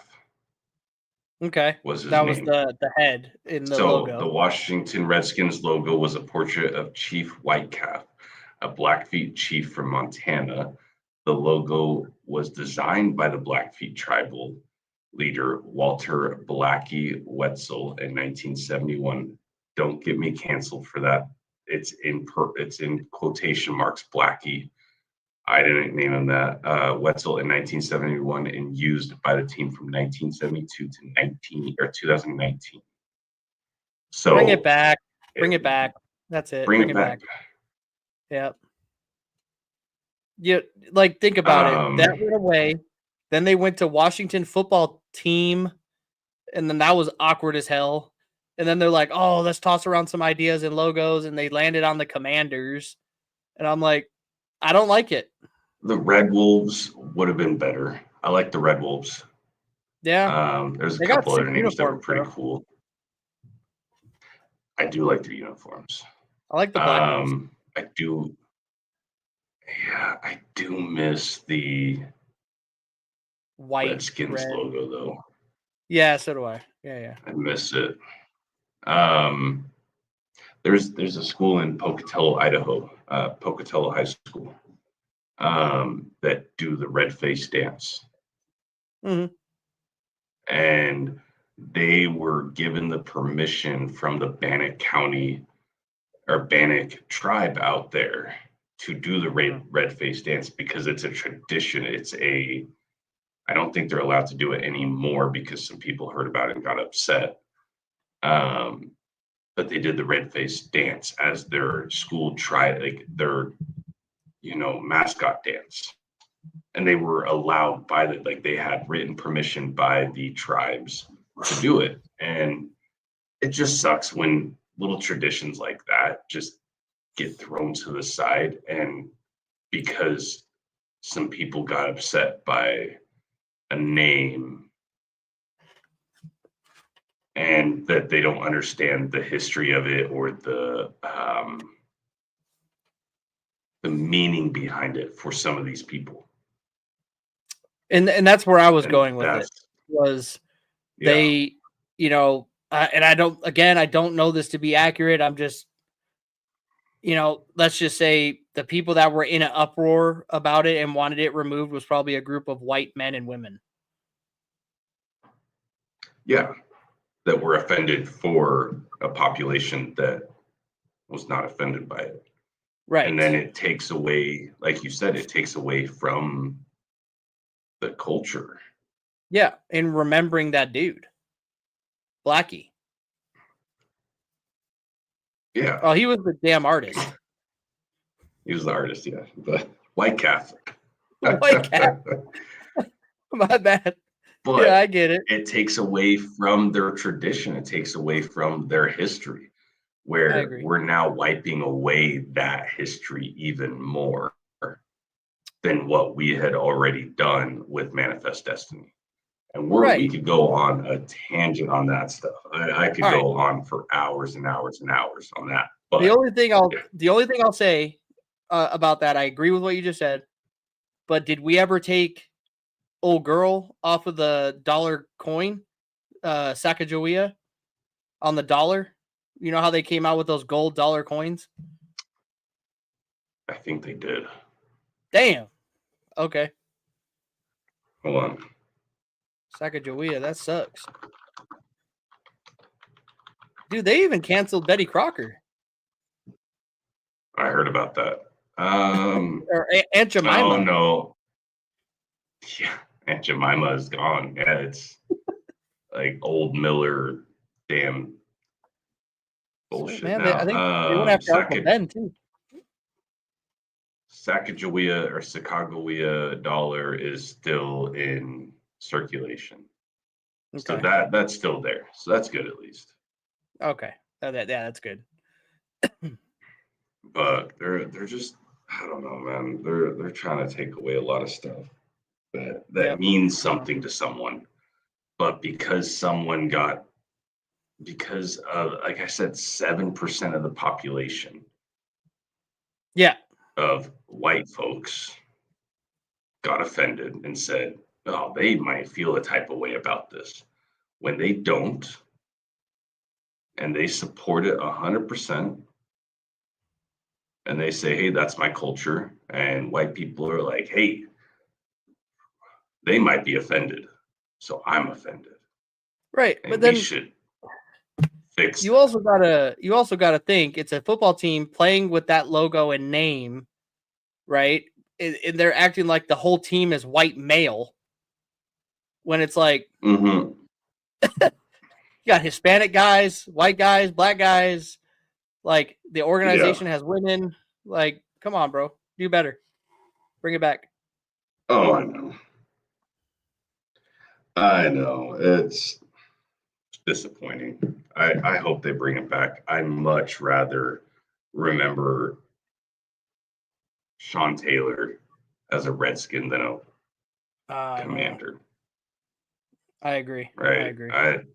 I much rather remember Kirk Cousins or RG3 as a Redskin over a Commander, personally. Yeah. Or Donovan McNabb. I wasn't a big fan of him. Yeah. Or Alfred Morris. But Alfred Morris. Yeah. But I remember their days as Redskins. Yep. Not Commanders or Washington football team players. I agree. Yep. Wow. But I digress. No, yeah, I get it. And I think it's a good point here to wrap it up, man. I super appreciate your time. We're gonna be live. Yeah. We'll let you know, but it's definitely going live for the Bills game. I will be on for the start of the game to go live, and then just let me know whenever you're available, and I'll throw you in. And yes, sir.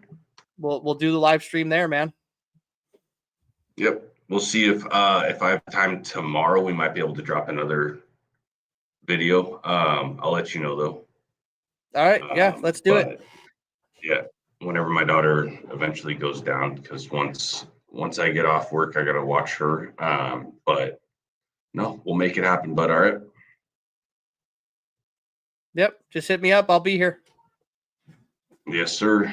All right, man. I appreciate you. I'm gonna go ahead and take off. So you have a great night. All right. All right, brother. You too. Have a good night. And I appreciate you all watching. Enjoy. Thank you. All right, so that was my boy, the Jackal. He's been on the show. Loves coming on. I love having him on. Great insights. We could talk forever. As you can see, we've already went for almost 2 damn hours. It's just easy when you're talking about sports. And yeah, we go off on tangents, but hey, it is what it is. I like it. He likes it. We mesh. So super appreciate y'all for being in here. Thank you for supporting my channel along the way, right? Subbing, commenting, liking everything that's been put out means a lot to me. Like I said, I'm super invested in the Buffalo Bills. Have been since I was, as far back as I can remember. I will say as far back as I can remember understanding the game and actually sitting down and watching it, whether that be 3, 4, 5, 6 years old, already have a Bills jersey on. It's just a different culture when you live in Buffalo. And it's something that I'll never give up on. I'm not a bandwagon fan. So super appreciate y'all for jumping in. Super appreciate everything. I will be live during the Bills and KC game. And as Tony or the Jackal alluded to, we will be doing a post-game reaction possibly immediately or maybe within 30 to 45 minutes after the game on Sunday. So I hope y'all can jump in and we'll talk about it. Win or lose, we're going to be on there and we're going to be talking about it. But until then, I hope you all have a good night, be safe, and have a great weekend. And we'll catch you all either tomorrow or on Sunday. All right, man.